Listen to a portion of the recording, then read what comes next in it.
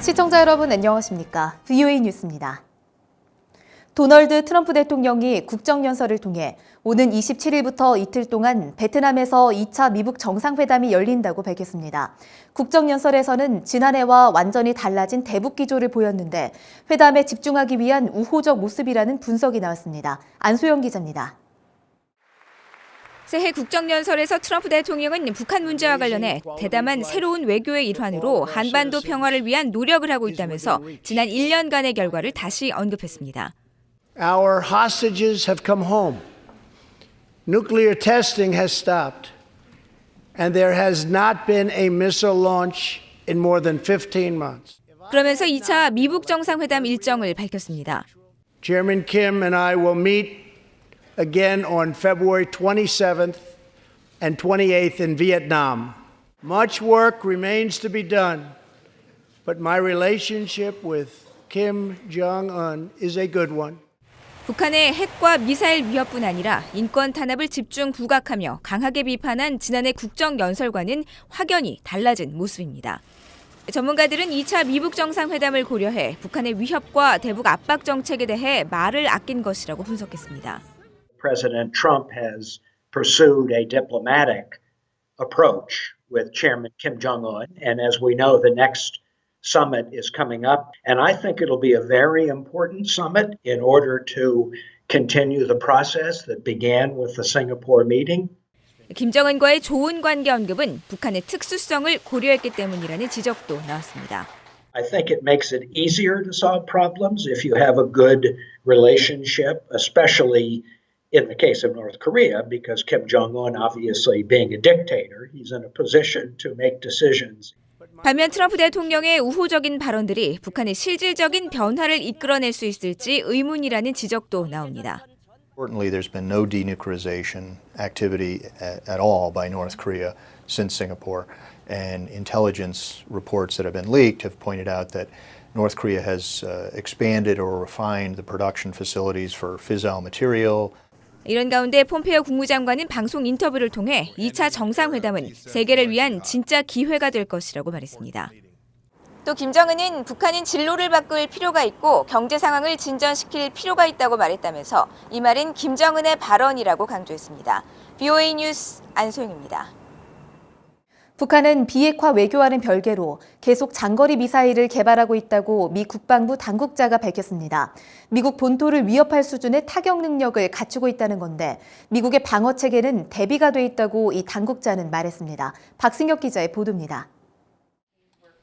워싱턴 DC 허드슨 연구소에서 2019 미사일 방어 보고서를 주제로 열린 토론회에서 존 루드 미 국방부 정책 담당 차관보는 미국과 동맹국들에게 미사일 위협을 가하고 있는 국가로 중국과 러시아, 이란, 그리고 북한을 지목했습니다.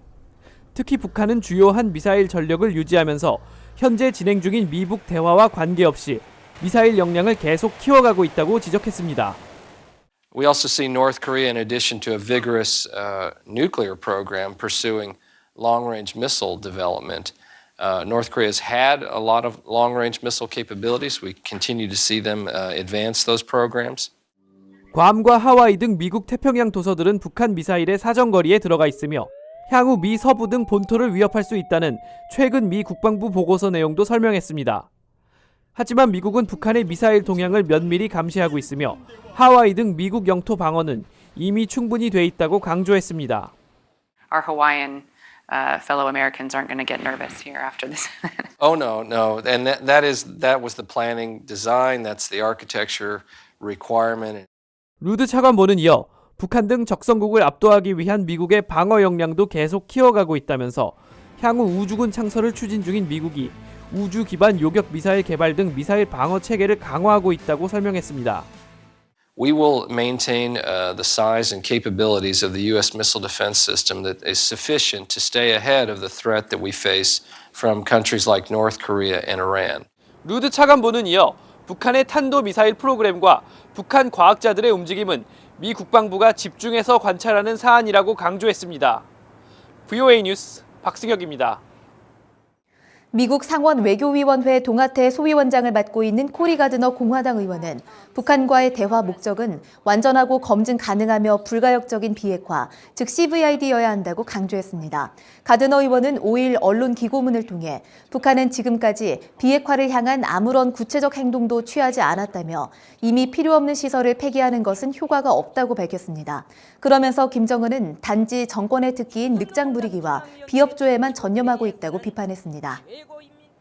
아베 신조 일본 총리가 제2차 미북 정상회담에 앞서 트럼프 대통령과 전화회담을 통해 북한의 핵미사일과 납북자 문제 등에 대해 긴밀히 조율하길 원한다고 밝혔습니다. 아베 총리는 6일 참의원 예산위원회에서 일정상 2차 미북 정상회담 전 트럼프 대통령과 직접 회담은 어렵다며 이같이 밝혔습니다. 고노다로 일본 외무상도 2차 미북 정상회담 전 마이크 폼페오 국무장관과 회담하는 방안을 조율하고 있다고 밝혔습니다. 베트남이 오는 27일부터 이틀 일정으로 개최될 2차 미북 정상회담을 적극 지원하겠다며 환영의 뜻을 밝혔습니다. 베트남 외교부는 6일 한반도의 안보와 안정, 평화를 유지하기 위한 대화를 적극 지지하며 이런 목표가 달성될 수 있도록 2차 미북 정상회담의 성공적 개최를 위해 당사국들과 적극 협력하고 지원할 준비가 돼 있다고 밝혔습니다. VOA 뉴스 마칩니다. 시청해주신 여러분 고맙습니다.